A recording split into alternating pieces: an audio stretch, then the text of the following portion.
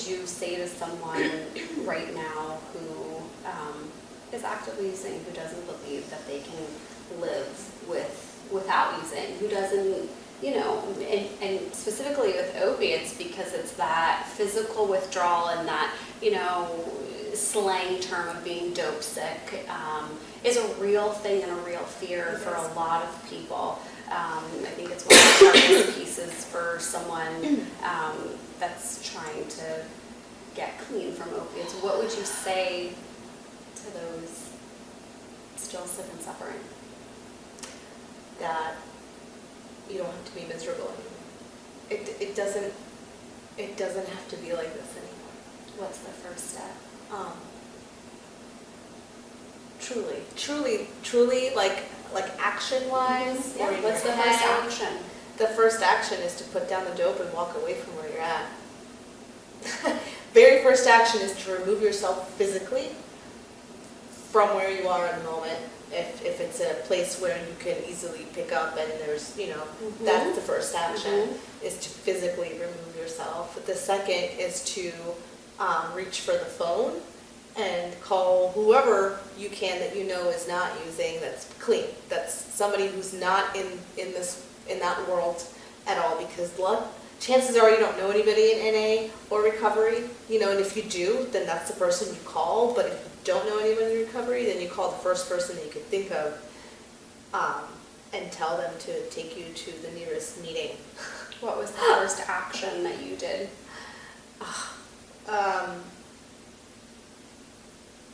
I called someone. Yeah, I called someone. What was the hardest part for you in getting sober?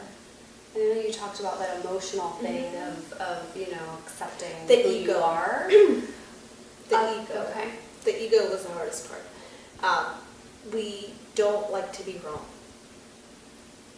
Nobody likes to be wrong. Nobody likes to be, you know, feel like they're like wearing the dunce hat, you know, sitting in the chair and everyone's staring at them. Like, because we always like to feel like we're experienced, right? Like we know something, like we're knowledgeable about whatever the situation is or the environment we're in.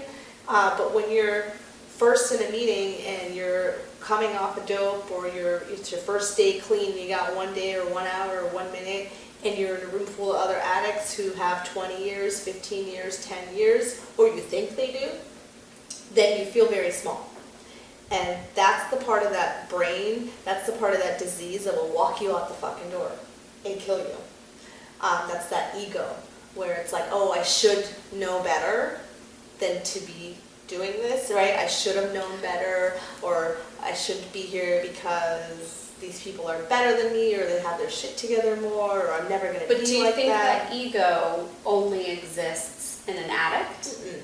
Okay. Nope. So ego, I think, in general for anyone, because it's a very human thing. Yeah. So not to differentiate, like, oh, addicts are No. egotistical, and this is just an addict's issue. No. This is a human, issue.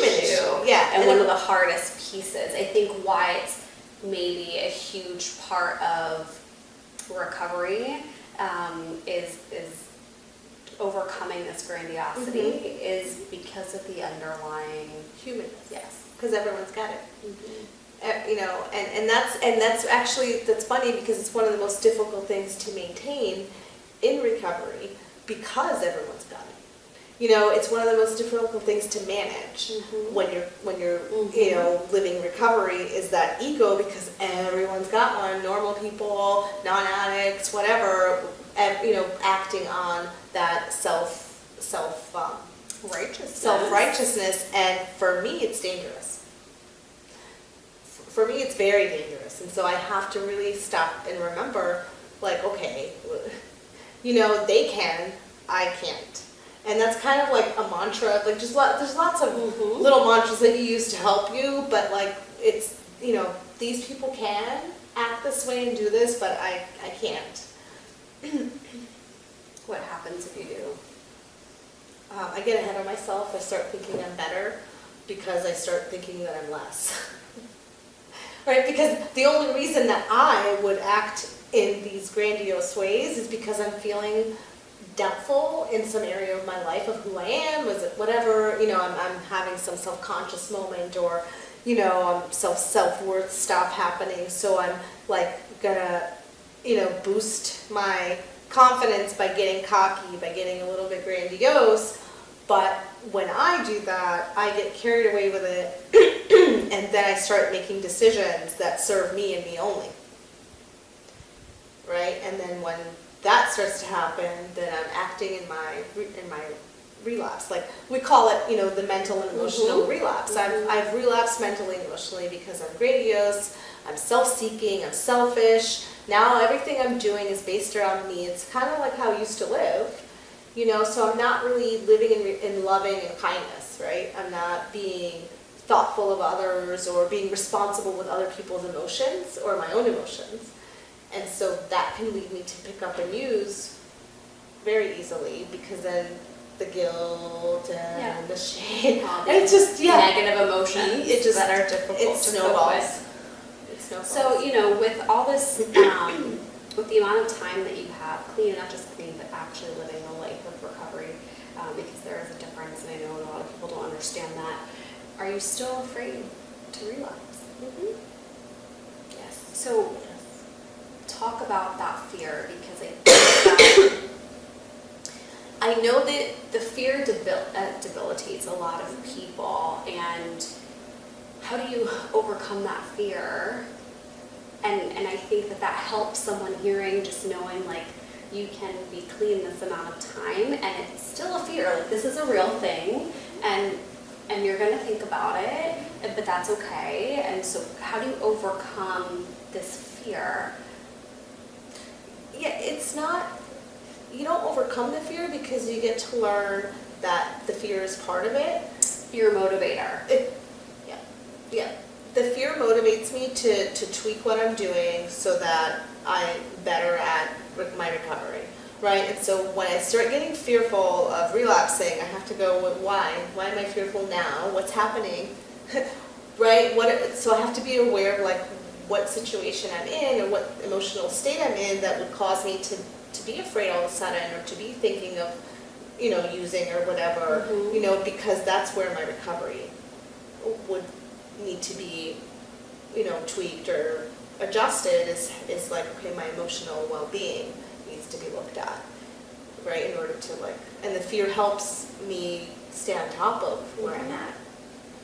It's there. It's always going to be there. So pretty much embrace your fear. Embrace the fear. It's okay. Like the world's not going to crash. The sky's not going to come falling down on you. You're not going to drop dead because you're afraid. And that's the thing that I had to learn, is because I didn't know how to deal with fear or any emotion, and it's okay to feel. Mm-hmm. It's okay to have a feeling. It's okay to get frustrated and angry, and it's okay.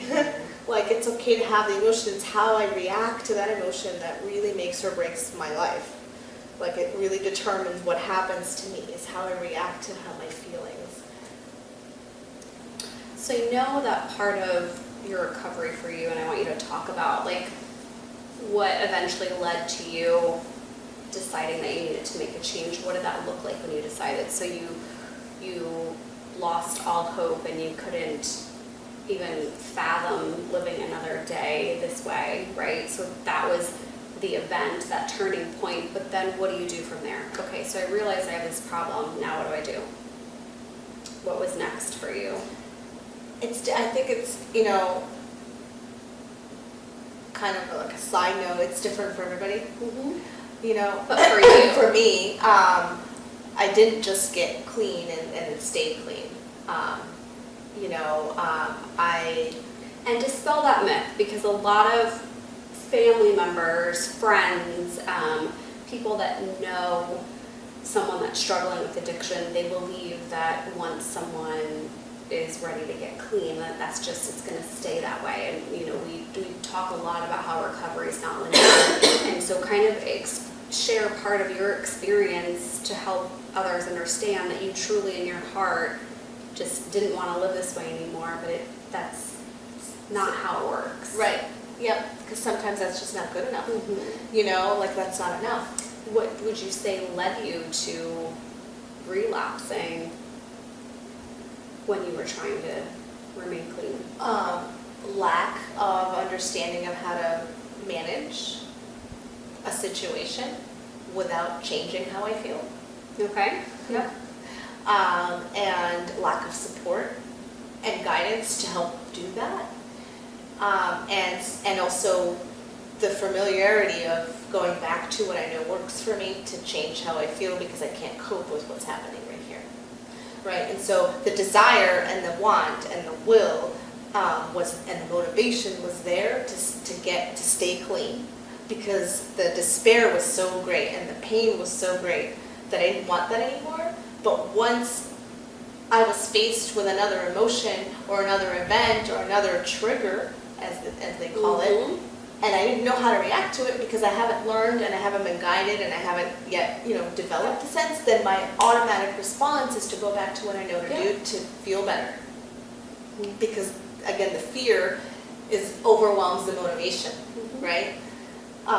So coping the way that you've known how to cope with emotions so far. Yeah. So did part of your journey include treatment, rehab, 12 steps? Like, talk about kind of the pieces of what helped you get to this place where you are now, where you're in recovery and content and able to cope with emotional issues that come up in your life. I did a lot of detox hopping to save myself from being dope sick, because that's what you do. Yeah. You go to detox for 5 days because the street's dry or you have no money and you don't really have an intention of getting clean, but you just need to get okay physically. So I did a lot of that. I've been to rehabs, and every time I left, I would be using again. But every time I left with a little bit more information. And I think... What kind of information? That people like me exist. Okay. That feeling like support, yep, and connected to someone else. Yeah, that I'm not the only one, that I'm not the smartest one, that I'm not the best one. Because, there's a sense of grandiosity also that comes with the disease. I mean, like, think back to what I said when I was little and I had to pretend I was an angel, pretend I was this thing and this person greater than who I really was, right? And that's a sense of, like, inflated self. Yes. And so, in your disease, or my disease, it's all very self-centered. It's all about me and how the universe owes me and how the universe did me wrong, and it's all self-seeking. And so, being around other addicts and professionals working with addicts showed me that I'm not that special. That was important. That I'm not alone and that I can do something about it. Even though I wasn't ready and I didn't want to yet, there's still something I can do when I am. So it gave you some hope. It gave me hope. Even though you weren't ready, you still had that hope. Yep. And I think, like, ultimately, the pain had to get great enough for me. Like, it wasn't great enough then to get clean. Yeah, the consequences have to outweigh what the pros are. And I think that a lot of people, from my experience, it's those pros to their use is what's hard to give up to, because then, okay, how do I function without this, doing this for me, whatever that is for them, So how did you get to a place where you no longer looked at that as a pro, your use as a pro, and what it provided for you? Practice. Like when I started working the steps, and the steps aren't like this rigid, like, school. It's not, working the steps means living a certain way. For people that don't know what working the steps means, what are you saying? What are steps? So steps are, 1 through 12 in a 12-step program in Narcotics Anonymous or Alcoholics Anonymous. And it's a process that, that a bunch of addicts and alcoholics came up with to assist the person in maintaining their disease. What was the hardest step for you?